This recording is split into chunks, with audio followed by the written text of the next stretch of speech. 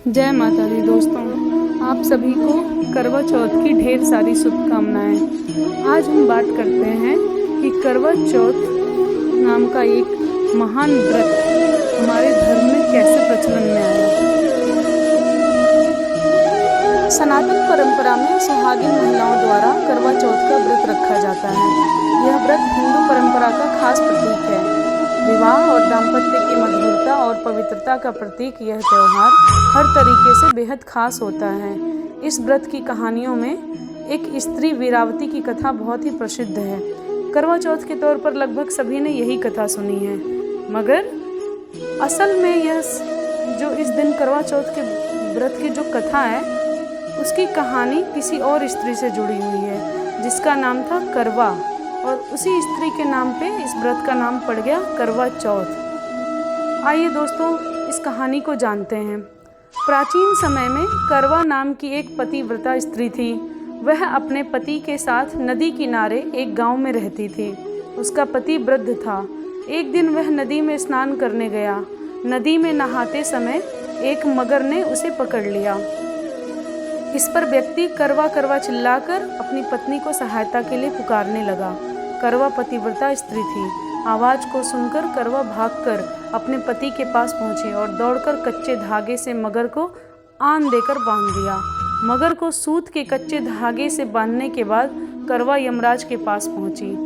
उस समय यमराज चित्रगुप्त के खाते देख रहे थे।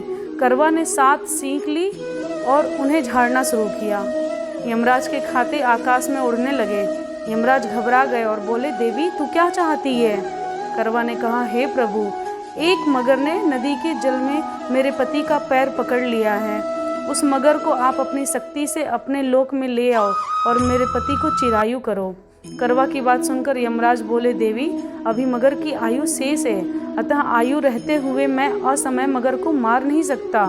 इस पर करवा ने कहा, यदि मगरमच्छ को मारकर आप मेरे पति की रक्षा नहीं करेंगे तो मैं शाप देकर आपको नष्ट कर दूंगी।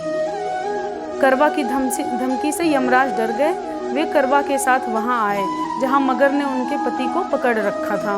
यमराज ने मगर को मारकर यमलोक पहुंचा दिया और करवा के पति के प्राण की रक्षा कर उसे दीर्घायु प्रदान की। जाते समय वह करवा को सुख समृद्धि देते गए और यह भी वर दिया कि जो स्त्री इस दिन व्रत करेगी उसके सौभाग्य की मैं रक्षा करूंगी। करवा ने पतिव्रत के बल से अपने पति के प्राणों की रक्षा की थी। इस घटना के दिन से करवा चौथ का व्रत करवा के नाम से ही प्रचलित हो गया। जिस दिन करवा ने अपने पति के प्राण बचाए थे उस दिन कार्तिक मास के कृष्ण पक्ष की चौथ थी। पौराणिक मान्यताओं के अनुसार करवा चौथ व्रत के पीछे और भी बहुत कथाएं हैं। महाभारत काल की कथा के मुताबिक एक बार अर्जुन नीलगिरी पर्वत पर तपस्या करने गए थे।